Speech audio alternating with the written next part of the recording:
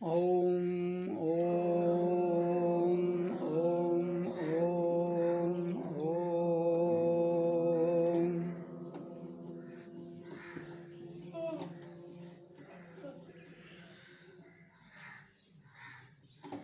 कहते ऐसे दुनिया में अगर आए हैं तो जीना पड़ेगा। पेड़ लगाए बबूल का तो अम्बुआ कहाँ से खाएगा।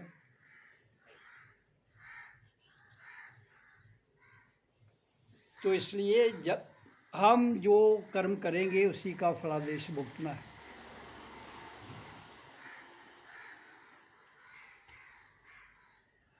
लेकिन हर इंसान जीवन में चाहता है कि मैं अच्छा करूं और अपनी ओर से वो अच्छा करने का प्रयास करता है। तो प्रकृति में अच्छा और बुरा का दोनों का एक ही अंजाम है। अच्छा करो तब भी एक ही अंजाम है, बुरा करो तब भी एक ही अंजाम है। अब आप सोचोगे वो कैसे। जब आप किसी के लिए अच्छा करते हो तो उसके पीछे आपका स्वार्थ होता है। जब आप किसी के लिए बुरा करते हो तब भी आपका उसके पीछे कोई स्वार्थ होता है। तो स्वार्थ तो अच्छा करने के लिए भी हमें कोई ना कोई मकसद है खुद का, किसी के प्रति बुरा करने के लिए भी कोई ना कोई मकसद है स्वार्थ का। मतलब दोनों सूरत में अच्छा करो या बुरा करो, आपको इस तथ्य से कभी भी नहीं निकलना है। इसलिए जिसको दुनिया अच्छा मानती है बुरा मानती है, जो सत्संग है, जो अपने आप को जानना है, वो इससे परे है। एक है सच और एक है झूठ, एक है अच्छा एक है बुरा, एक है दोस्त और एक है दुश्मन। इन सब का एक ही परिणाम है। हमें क्या करना है, इन दोनों के बीच में से निकल के ऊपर चले जाना है। अब कहो कैसे निकलना है। ना इसके साथ जुड़ोगे ना इसके साथ जुड़ोगे, निष्पक्ष भाव में। अच्छा भी पक्षपात है और बुरा भी पक्षपात है। इसलिए निष्पक्ष भाव में अनासक्त। कृष्ण अर्जुन को कह रहा है, अर्जुन तू अनासक्त हो जा। कहता है ना अट्रैक्शन और ना रिपल्शन, ना आकर्षण ना विकर्षण, अनासक्त। दोनों के बीच में से निकल जाना। तो जिंदगी के रहते हुए अगर आप अनासक्त हो जाओ तो आपके जीने की जो मकसद है यहाँ पर धरती पर आने का, वो सफल हो जाए। अगर ऐसा करने में आप कामयाब ना हुए तो जीवन आया और चला गया। जिसको कहते हैं, एक होती है स्वाभाविक मृत्यु जिसको कहते हैं नेचुरल डेथ, एक होती है अस्वाभाविक मृत्यु जिसको कहते हैं अननेचुरल डेथ।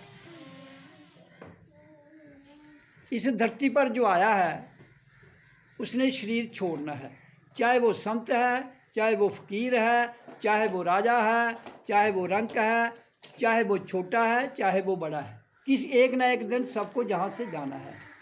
तो अब इसमें जो तो आदमी नेचुरल डेथ में चला जाता है वो मुक्त है, जो अननेचुरल डेथ में मरता है वो मुक्त नहीं। अब नेचुरल डेथ क्या है और अननेचुरल डेथ क्या है। नेचुरल डेथ वो है, द पर्सन, वो जीवात्मा जब वो सेल्फ रियलाइजेशन के बाद शरीर छोड़ेगी तो उसको नेचुरल डेथ कहते हैं, और अगर वो बिना रियलाइजेशन के शरीर छोड़ेगी तो उसको अननेचुरल डेथ कहते हैं। अब दुनिया में कितने लोग जो हैं वो सेल्फ रियलाइजेशन करके अपने शरीर को छोड़ते हैं।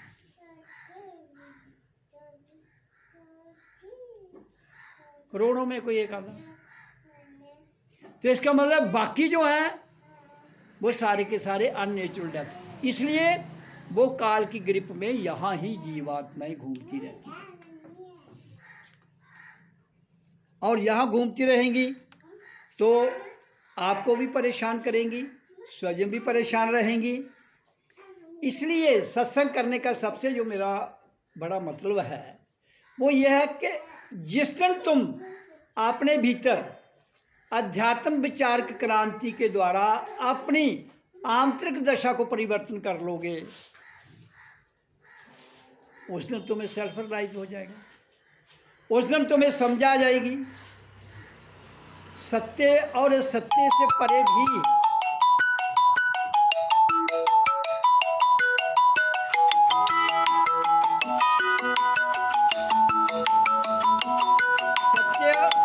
सत्य के परे भी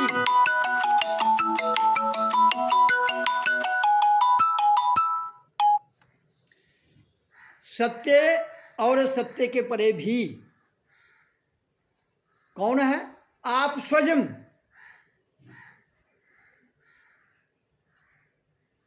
और स्वयं को आप जानते नहीं हो,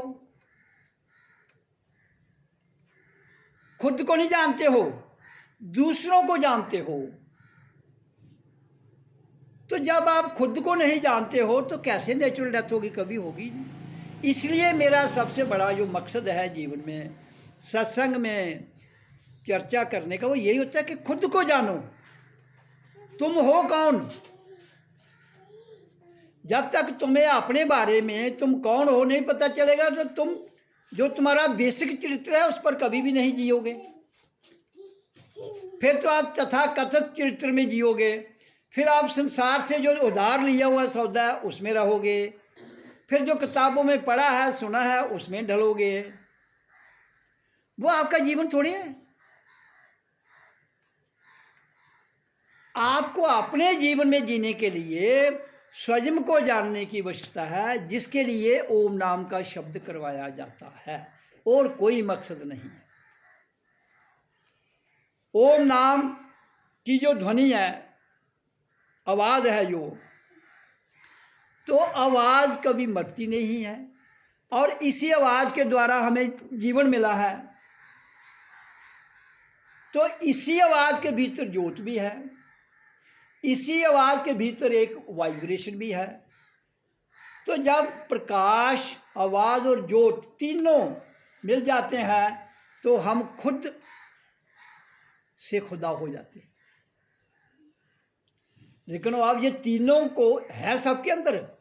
आप जितने भी यहाँ बैठे हो सबके अंदर आवाज भी है, प्रकाश भी है और तरंग भी है। लेकिन उन तीनों को एकाग्र करने के लिए आपको जागना पड़ेगा, या जागना पड़ेगा या डूबना पड़ेगा। दो रास्ते हैं जीवन में, एक तो जाग कर आप तय कर सकते हो, एक डूब कर सकते हो। डूबने का नाम है भक्ति मार्ग, जागने का नाम है ध्यान मार्ग। तो इसलिए इसमें ना डूबने वाले को पाबंदी है और ना जागने वाले को पाबंदी है, परिणाम दोनों का एक है। अब जो डूबने का मसला है उसमें मैं एक ही मिसाल लेता हूँ आज तक, वो मीरा है। मीरा की भक्ति जो थी वो पूर्ण डूब चुकी थी, और फिर वो जब डूब गई उस भक्ति में तो भी पार चली गई। और जाग कर जिसने जीवन में अपने आप को जाना है वो चैतन्य महाप्रभु हो गए। तो ये दोनों ऑप्शन इंसान के लिए हैं, ये दोनों ऑप्शन आपके लिए है। जो भी आप दोनों में से चाहो उस पर चल सकते हो, भक्ति मार्ग और ध्यान मार्ग। भक्ति में डूबना है, लीन होना है, और ध्यान में जागना है। इसलिए जीवन के रहते हुए आपके पास ये ताकत है कि आप अपने आप को भक्ति में लीन भी कर सकते हो और ध्यान में जागृत भी कर सकते हो। लेकिन मैं रास्ता जो बताता हूँ वो ध्यान का बताता हूँ, क्योंकि ध्यान का मार्ग जो है वो अभ्यास का मार्ग है, भक्ति जो है वो समर्पित का मार्ग है। तो इसमें ध्यान में दोनों कवर हो जाएंगे। इसलिए जाग जाएंगे आप तो बाहोश चलेंगे, बाहोशी से खाएंगे, बाहोशी से काम करेंगे, तो 24 घंटे ध्यान लगे रहेगा। क्योंकि जो काम जिस वक्त आप कर रहे हैं उसी में उसी वक्त रहे लीन होकर, तो वो ही परमात्मा का ध्यान है। सत्संग सुन रहे हो तो लीन होकर, इस वक्त अगर वाणी सुन रहे हैं तो आपका तन मन धन अंतरात्मा, आपका अपना आप, सब कुछ लीन हो जाना चाहिए किसमें? अपने आप में। फिर वाणी जो है वो आपको असर करेगी और आपका उसी को ध्यान कहते हैं। तो इस अवस्था तक पहुंचने के लिए हमने ओम का उच्चारण रखा है। उससे धीरे धीरे धीरे धीरे हमारे भीतर ज्योत प्रकट होती है। जब ज्योत प्रकट होती है तो उसकी जो तरंग निकलती है वो बड़ी आनंदित भाव की होती है। अब अंधेरा और प्रकाश, अब सूरज निकला है इस वक्त तो प्रकाश है, रात को अंधेरा हो जाएगा। ये वाला अंधेरा और जो प्रकाश है ये बाहरी है, लेकिन आपके भीतर का अंधेरा जिस दिन खत्म हो जाएगा फिर वो जो प्रकाश आएगा, वही प्रकाश, वही ज्योत आपकी पहचान है। और ये वाला प्रकाश और वो वाले प्रकाश में आदमी जाग जाता है, उसमें जागते हुए उसको सब कुछ समझ आ जाती है। जबकि इस प्रकाश में आपको बाहर की चीज़ों की समझ आती है। और सूरज का जो प्रकाश है जो बुद्धि तक सीमित है, और जो अंतर ज्योत है वो आत्मा तक है। इसलिए जो पिंडे सो ब्रह्मंडे, जो बाहर है वो भीतर भी है। कहते हैं ना आना ना जाना ना कहीं ठहरना, ना अकड़ा ना थकना ना चकना। तो इसलिए हम धरती पर आए हैं, तो जहां जो आप कर्म कर रहे हो वो आपके जीवन में प्लस माइनस के बिना कुछ भी नहीं जोड़ेंगे। कभी प्लस होगा कभी माइनस होगा। तो इसलिए वो प्लस माइनस से निकल के हमने अपने आप को ऊपर रखना ताकि वो हमें प्रभावित ना कर पाए। सत्संग का अर्थ ये है। दुनिया देखो, सूरज का प्रकाश भी रहेगा और अंधेरा भी रहेगा, ये तो तुम खत्म नहीं कर सकते हो। लेकिन जिस दिन तुम भीतर जाओगे और भीतर का प्रकाश प्रकट हो जाएगा, उस दिन इस प्रकाश और इस अंधेरे से ऊपर आ जाओगे। उसी को कहते हैं सेल्फ रियलाइजेशन, उसी को कहते हैं मोक्ष, उसी को कहते हैं मुक्ति, उसी को कहते हैं निर्वाण। जब उस स्थिति में तुम चले जाओगे, उसके बाद शरीर जो छोड़ेगा उसको कहते हैं नेचुरल डेथ। अगर वो जो जान अब नहीं करेगा वो अननेचुरल। बहुत से लोग कहते हैं कि नेचुरल अननेचुरल कैसा है। तो संसार में जितने भी लोग पैदा होते हैं और शरीर छोड़ते हैं,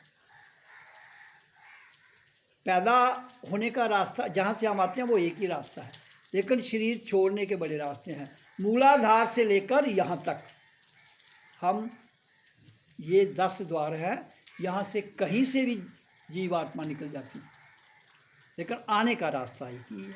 वो आना है यहाँ से। आप जैसे ही बच्चा माँ की कोख से बाहर आएगा, जीवात्मा करंट के रूप में जहाँ से एंटर करेगी, धीरे धीरे अपनी स्थितियाँ बदलते हुए पाँव के अंगूठे तक चली जाएगी। तो जाने इसलिए क्योंकि आए तो हम एक ही ध्वनि से हैं, एक ही आवाज़ से और एक ही मार्ग से, लेकिन जाने के लिए भी हमें उसी मार्ग से जाना था। लेकिन नहीं जा पाने की वजह से हमें बारंबार यहाँ आना पड़ता है। सिर्फ किन लोगों के सिवाय जो संत महापुरुष हैं, वो गाइड के लिए आते हैं, वो मुक्त होते हैं। बाकी जो जनता है उसको उनकी रहबर में, उनकी रहनुमाई में रहकर अपने आप को जागृत करके नेचुरल डेथ में एंटर करना है, तो वो जीते जी संभव होगा। लेकिन संसार का सिस्टम तो तब शुरू करते हो जब आदमी चला जाता है, फिर और अपन ड्रामे शुरू ही देना। मिट्टी पर ड्रामे शुरू हो जाते हैं, वो मिट्टी है ना, फिर मिट्टी पर ड्रामे और बड़ी किस्म के शुरू हो जाएंगे, उसका कोई मायने ही नहीं है। लेकिन आप दुनिया वालों को कहोगे, हिंदू धर्म वालों को कहेंगे तो वो कहेंगे नहीं ये जरूरी है, मुसलमान का अपना सिस्टम है ऐसा है। तो ये सारे अपने अपने कस्टम लेके, अपने आप के रीति रिवाज लेके निभा रहे हैं। तो कोई कैसे भी निभाए, हमें उससे कोई लेना देना नहीं है। हमें अपने आप से मसला है, तुम्हें मसला अपने आप से है, दूसरों से कोई मसला नहीं है। अपना मसला हल नहीं होता, दूसरों का तो तुम कहते हो हम कर देंगे, कैसे करोगे? खुद का मसला हल नहीं हुआ, दूसरों का कैसे करोगे? जीवन में तुम धरती पर आए हो केवल अपना मसला हल करने के लिए, लेकिन पड़ गए उलझन में, और उलझन में पड़कर किसी का भी हल नहीं हुआ। अब जितने ये मार्ग बताए जाते हैं, गलत दुनिया में कुछ नहीं है। अब कायदा आप पढ़ते हो तो कायदे की पढ़ाई कोई गलत थोड़ी है, दूसरी में पढ़ते हो वो भी है, एमए करते हो वो भी, लेकिन हर एक का अपना अपना लेवल है। इसी तरह से जितने भी संसार के मार्ग हैं, मैंने उसके लिए आपको बताया 2 ही मार्ग हैं। आपको अपने आप को इस दलदल से निकालने के लिए, वो एक तो मार्ग ध्यान का है और एक मार्ग भक्ति का है। भक्ति का मार्ग आप उस तरह समर्पित नहीं हो पाओगे। ध्यान में तुम, क्योंकि मीरा तो इधर कोई मुझे मिला नहीं आज तक जो बने, मुझे भी 35 साल हो गया, लेकिन ध्यान में आप अभ्यास से जा सकते हैं। तो इसलिए ध्यान का जो रास्ता है जिसमें हम उच्चारण कराते हैं, उच्चारण के बाद शांत बैठना है, फिर अपना ध्यान इधर, ये हमारा स्थूल शरीर है, इसके ऊपर रखना है, और धीरे धीरे धीरे आपकी जैसे ही ये अंदर पाँव से लेकर यहाँ तक की एनर्जी जो है, ऊर्जा जो हमारे भीतर जैसे हमारा सिस्टम चल रहा है, वो ऊर्जा ऊपर आ जाएगी। ओम ऐसे करने से वो ऊर्जा आस्ता आस्ता आस्ता जैसे जैसे आपका अभ्यास परिपक्व होता जाएगा।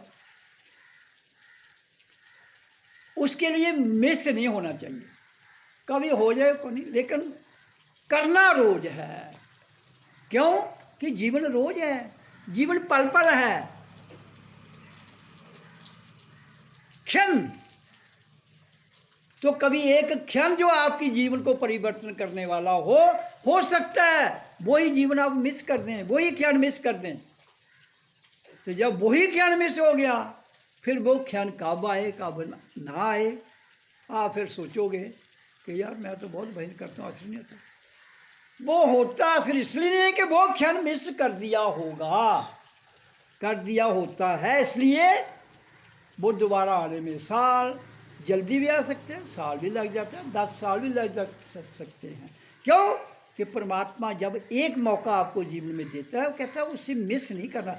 इसलिए मिस क्यों नहीं करना, इसलिए जब से जन्म मिला है, जैसे होश थोड़ा संभाला है, तब से ही अपने ध्यान मार्ग को जिंदगी में जोड़ लो। लेकिन इत्थे चक्कर क्या है, 2.5 साल का बच्चा होता है, वो मगर पेजती सी स्कूल भेजो, उत्थे लाख रुपया खर्चने पे वो खर्चने तैयार ने, ओदी जिंदगी बनाने वास्ते आखो 100 रुपया खर्चो तो उत्थे नहीं। लाखों रुपया देकर स्कूल भेज देंगे अपनी खलासी कराने वास्ते, तो वहाँ मिलना कुछ नहीं है स्वाय लीपा पोची के। तो लीपा पोची भी करो, लेकिन उस लीपा पोची के साथ साथ अपने बच्चों को उनका अपना चरित्र भी दो, दूसरों का चरित्र नहीं, अपना चरित्र। क्यों कि हम सबके भीतर आत्मा वास करती है, इसलिए आत्मा का चरित्र हमारा अपना चरित्र है। दूसरों का चरित्र किसी का आप देखोगे वो अच्छा सूट पहनता है, वो टेढ़ा चलता है, आप भी उसके साथ कोई अकड़िए चलता है, वो शरीर के चरित्र हैं, उसको क्या करोगे लेकर?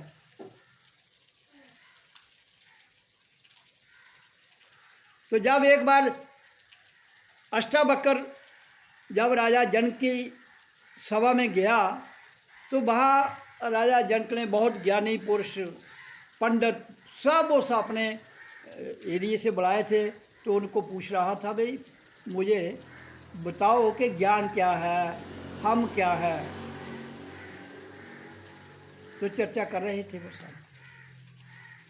तो अष्टावक्र को भी पता चला, वो भी वहाँ चला गया। उसका फादर भी वहाँ गया था, अष्टावक्र का बाप भी वहाँ गया था, तो ये भी चला गया। तो अष्टावक्र का मतलब क्या होता है? जिसके शरीर, अष्टों ने 8, जिसके शरीर को 8 बाल पड़े हों, कोई जहाँ से टेढ़ा, कोई यहाँ से टेढ़ा, कोई कहीं से टेढ़ा, मतलब 8 बाल उसके शरीर को पड़े थे। तो जब वो राजा जनक की सभा में एंटर करता है तो जो जितने भी वहाँ ज्ञानी पुरुष बैठे हैं उन सब ने उसका मजाक उड़ाया। या मजाक उड़ाया क्यों? कि उन्होंने उसके शरीर को देखा, बाल शरीर को पड़े थे, आत्मा को थोड़े पड़ते हैं। बाल मन को पढ़ सकते हैं, आत्मा को नहीं पढ़ते हैं। तो उसने वो हंसा, वो पहले वो हंसे उस पर, वो भी हंसा। उसको तो पता था जी क्यों हंसे। तो राजा जनक ने पूछा, उसने वो उसके शरीर पर हंसे, उसने कहा आप क्यों हंसे अष्टावक्र को?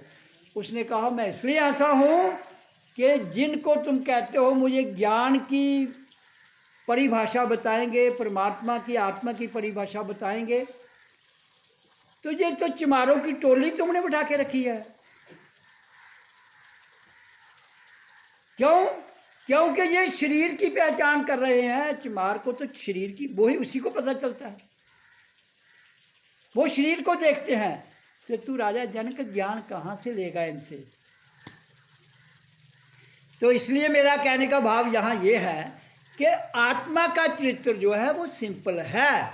आपके मन का चरित्र टेढ़ा हो सकता है, बुद्धि का चरित्र टेढ़ा हो सकता है, शरीर का चरित्र भी टेढ़ा हो सकता है, क्योंकि है ही टेढ़ा। इसलिए मेरा कहने का भाव ये है कि अपना चरित्र क्या है उसको, हु एम आई, जब तुम्हें पता चलेगा मैं कौन हूं, उस दिन तुम्हें समझ आएगा ये कि मेरा चरित्र क्या है। वो कोई नहीं सिखाएगा तुम्हें, वो भीतर से आता है। क्योंकि आपका गुरु, आपका मास्टर, आपकी आत्मा आपके भीतर, उसका चरित्र क्या है वो तो उस दिन समझ आएगी जिस दिन अध्यात्म विचार क्रांति घटेगी।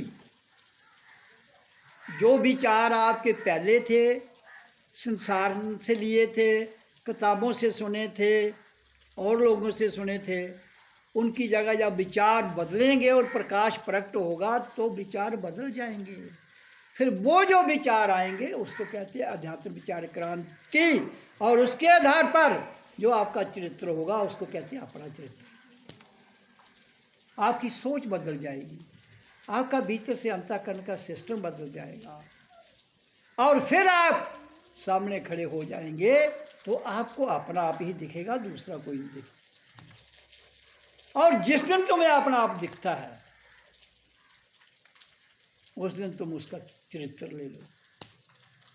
तो अपना आप दिखे बिना जो चरित्र तुम लोगे वो दूसरों का हो सकता है, माँ का हो सकता है, बाप का हो सकता है, दोस्तों का हो सकता है, समाज का हो सकता है, कहीं किताब से पढ़ा हुआ हो सकता है, कहीं से सीखा हुआ हो सकता है।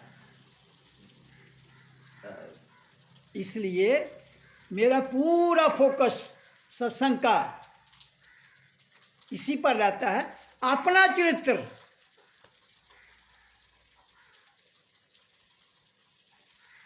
को जान लो। मानना नहीं, जानना है। और जिस दिन जान जाओगे तो तुम किस लिए आए हो, कौन हो और कहाँ से आए हो समझ आ जाएगी। फिर उस समझ के साथ जीवन को जी लीजिए। उसको कहते हैं जीवन जीने की कला, द आर्ट ऑफ लिविंग। तो वो जीवन जीने की कला सीख जाओ, जानकर, मानकर नहीं, जानकर सीख जाओ तो जीवन सफल गुजर जाएगा। तो आपका यहाँ आने का मकसद पूरा हो गया। ज़्यादा कहानियाँ, ज़्यादा किस्से कोई सुनने की जरूरत नहीं। आपके ग्रंथ कहानियों किस्सों से भर भर के, और कृष्ण की कहानी, राम की कहानी, फलाने की कहानी, क्या करोगे? आगे ही अंदर इतना बोझ है तुम्हारे, और कहानियों का बोझ। तुम्हारे कर्म जो करके तुम धरती पर आए हो, अपने आप को निवृत्त करने के लिए आए हो, तो इसका मतलब तुम्हारे अंदर कोई कमी थी, उसे दूर करने के लिए आए हो। वो कमी को तो जानो, क्या कमी थी। तो वो कमी यही थी, तुम्हारे अंदर गंदगी का स्टॉक, कहानियों का स्टॉक, गंदगी का स्टॉक भीतर है, दिखता नहीं है। वो माल दिखता है क्या आपको? आपके अंदर, हर आदमी के अंदर आधा किलो माल होता है नॉर्मल, हर समय खाना खाने के बाद। तो वो आधा किलो निकाल दो, फिर भी कुछ ना कुछ रह जाएगा। तो 24 घंटे वो माल उठाकर घूम रहे हो, सजी बजिए जा दो, लोगों को दिख नहीं रहा है। वही निकाल के अगर तुम्हारे आगे रखा जाए तो उसी के दिखिए नठिया क्यों ना। तो अंदर है ना, सबके अंदर है। अंदर डर नहीं लगता है।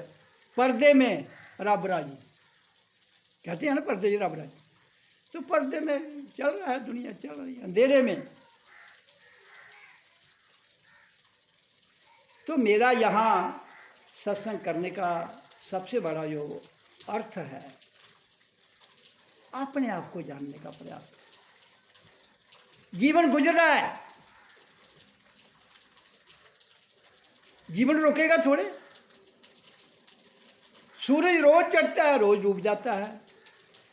कहता है सुबह होती है, शाम होती है, जिंदगी यूं ही तमाम होती है।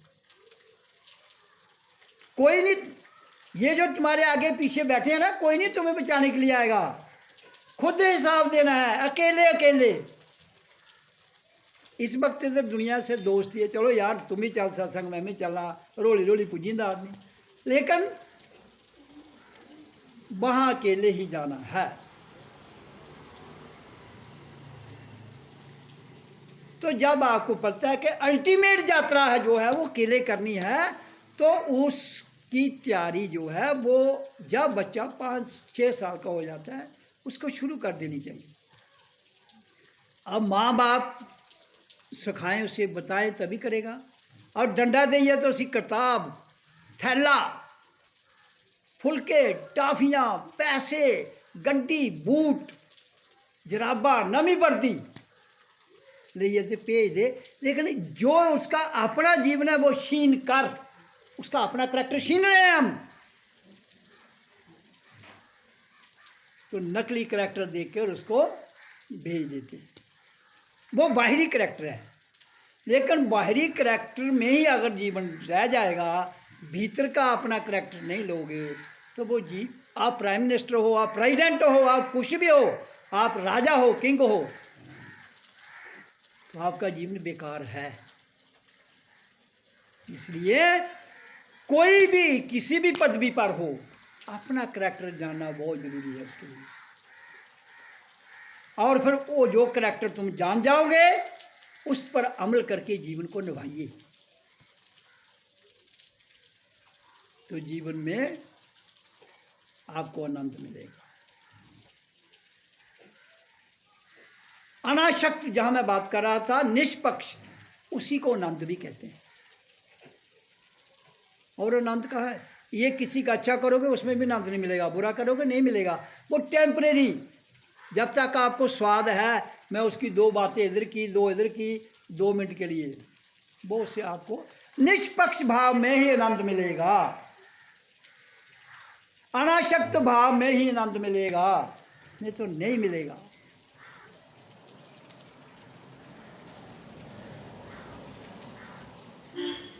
इसलिए मैं कभी भी ज़्यादा किताबों को पढ़ने के लिए जोर नहीं, मैं क्या अपनी किताब पढ़ो, पहले खोल लो जो किताब तुम्हारे अंदर है। ये सारी किताबें, कुरान, पुराण, गीता, वेद, शास्त्र जो लिखा गया है, ये तुम्हारी किताब से ही डिप्राइव करके लिखा गया है। तो वो किताब, तुम्हारी किताब में कुरान भी है, तुम्हारी किताब में पुराण भी है, तुम्हारी गीता, बाइबल, ग्रंथ, सब कुछ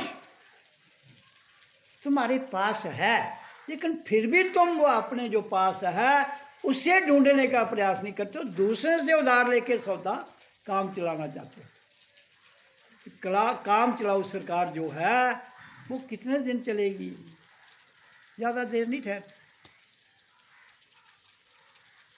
बच्चों पर हजारों लाखों रुपया हम खर्च रहे हैं, लेकिन क्या अपने बच्चों को चरित्र भी दे पाए हो?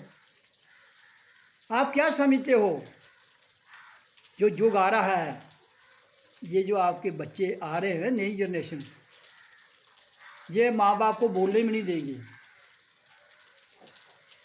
अगर उनको अपना चरित्र नहीं सिखाया गया प्रैक्टिकली। मैं क्यों कहता हूँ, स्कूलों में, कॉलेजेस में, यूनिवर्सिटी में, गांव में, पंचायत लेवल पर, ब्लॉक लेवल पर, डिस्ट्रिक्ट लेवल पर, state level, national level, international level पर अपना चरित्र सीख जाए आदमी, तो दुनिया में आनंद की वर्षा हो जाएगी और लोग शांत हो जाएंगे। क्या करने हम ज़्यादा धर्म बनाकर क्या करोगे? लड़ाई बढ़ाओगे और लड़ाइयाँ बढ़ती जाएंगी और मुद्दे नए नए उठते जाएंगे, तो जीवन शांत नहीं रह पाएगा। सिंपल जीवन मिला है, आप जिस शब्द ने हमें जीवन दिया है, मैं उसी के लिए करो करो, करते करते करते तुम्हें खुद समझ आती जाएगी।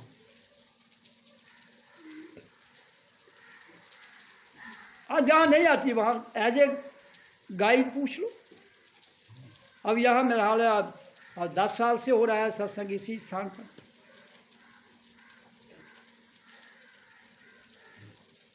तो जिज्ञासा नहीं होगी तो कैसे काम मिलेगा? अंदर तड़प होनी चाहिए। अगर तड़प नहीं, हम कुछ भी नहीं जिंदगी में पा सकते।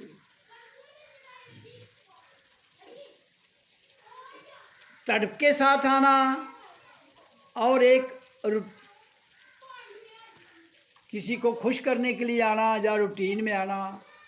तड़प, जिस दिन तड़प होगी, तड़प भी कैसी, मीरा जैसी, फिर आप लीन हो जाओगे। और ध्यान चैतन्य प्रभु जैसा। दोनों मार्ग जो हैं, ये एक ही मंजिल है इनकी। जब दोनों की एक मंजिल है तो उस मंजिल तक पहुंचने के लिए आपको जीवन में प्रयास करना है। मान लो इधर 1 हफ्ता कार्यक्रम होता है, तो हफ्ते के बाद साल के 365 दिन होते हैं, तो इधर 7 दिन का कार्यक्रम, तो बाकी 7 दिन निकाल दो, 358 दिन बचे ना, 358, तो 7 300, तो 358 दिन क्या किया? किसने डायरी लिखी है अपनी? बताओ, राधा लिख दिए? अपनी डायरी 358 दिन किया क्या?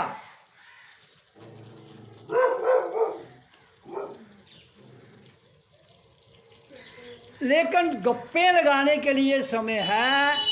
ये मैं नहीं कह रहा हूँ कि डायरी लिखना जरूरी है, उसकी कोई इतनी इंपॉर्टेंस नहीं है। सिर्फ ये जानने के लिए कि साल के बाद जहाँ जब सत्संग होता है, तो कम से कम कोई मेरे को आयदा कहने का, गुरु जी पढ़ो मेरी डायरी, मैंने ये 358 दिन एक ही था 7 दिन सत्संग सुना, तो पता लगेगा आपके अंदर कितनी जिज्ञासा है,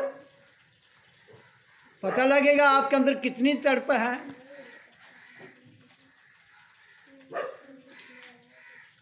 तो इसलिए 10 साल भी, मेरा 10 साल हो गए होंगे इधर सत्संग चलते हुए, ये सप्ताह ज़्यादा हो गया होगा, 10 से भी ज़्यादा हो गया होगा। तो 10 साल 15 साल में आदमी जीवन बदल देता है, पूरा ट्रांसफॉर्म हो जाता है। लेकिन इधर गुरुजी ध्यान नहीं लगता मेरा। वो ध्यान क्यों लगना? शरीर जहां मन कहीं,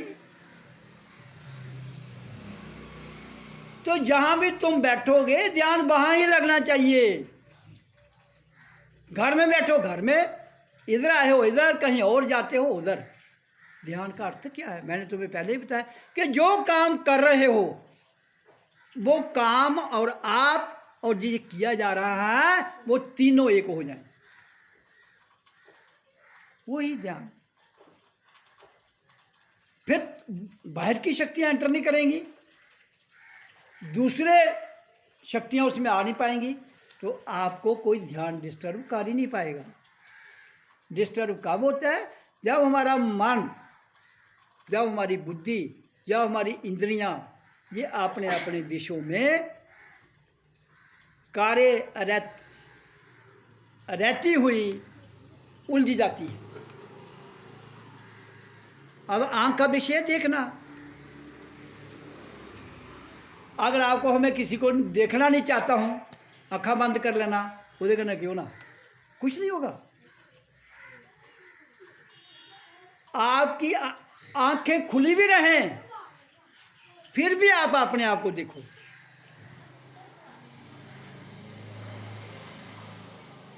किसी चीज से भागने से काम नहीं चलता है, उसी में रहने से आप अपने आप को बहुत महान स्थिति में ले जा सकते हो। इसलिए जीवन मिला है, जीवन को जियो। कैसे जिया जाता है? जितनी ऊर्जा आप और वस्तुओं में और पदार्थों में और कार्यक्रमों में और दुविधाओं में गुजारते हो, उसकी जगह अपने जीवन की कला को जीने के लिए अपने आप में रहकर सीखिए।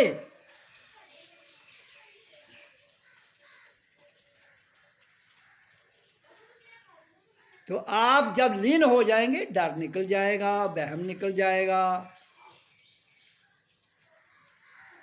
संसार की जितनी बातें आपके सराउंडिंग घूम रही हैं कोई परवाह नहीं करता। फिर उस वो स्थिति वही है, अनाशक्त। एक अच्छा, एक बुरा, एक सच, एक झूठ, से ऊपर आ गया, ये नीचे रह गए, ये आपका कुछ नहीं बिगाड़ पाएंगे, क्योंकि ये तो यहां है वहां रहेंगे, आप इनको खत्म नहीं कर सकते हो। ये आपका कुछ बिगाड़ नहीं पाएंगे, आपको ऐसी स्थिति में रहना है।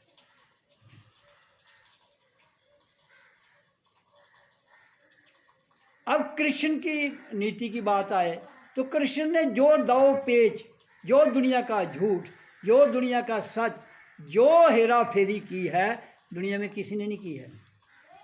फिर भी उसको भगवान क्यों मानते हो? इधर कोई बिंदरा कसूर करी तो सारा ग्राम पे इंदा, मगर ये खराब है। उसने तो कोई कसर नहीं छोड़ी किसी भी काम में, लेकिन फिर भी भगवान। उसका कारण क्या है? उसका कारण यही है कि सब कुछ करते हुए भी अनासक्त भाव में रहना, इसलिए उसको कुछ छूता नहीं। उसको छोड़ो, तुम्हें नहीं छुए। यू आर द कृष्णा, तुम सब कृष्ण हो, लेकिन तुम्हारा कृष्ण सो चुका है। जिस दिन जाग जाएगा, भीतर से राधा भी मिल जाएगी, भीतर से कृष्ण भी मिल जाएगा, और राधा और कृष्ण का मिलन हो जाएगा।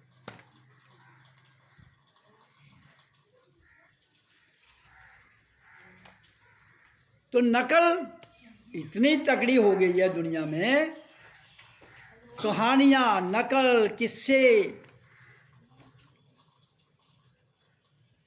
फिर उन चीज़ों को नाटक में उतार के एक जो असल को भी नाटक बना दिया। इसलिए असली जीवन आपका है। इस असली जीवन को जीने का प्रयास करो, मेहनत करो और सरल रहो। जैसे हो वैसे प्रकट हो जाओ, जैसे हो वैसे प्रकट हो जाओ।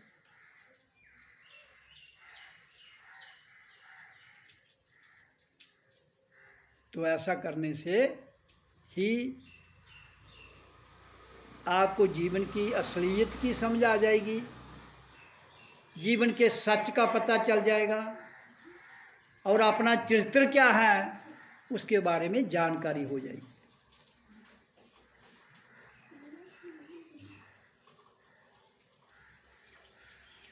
ओ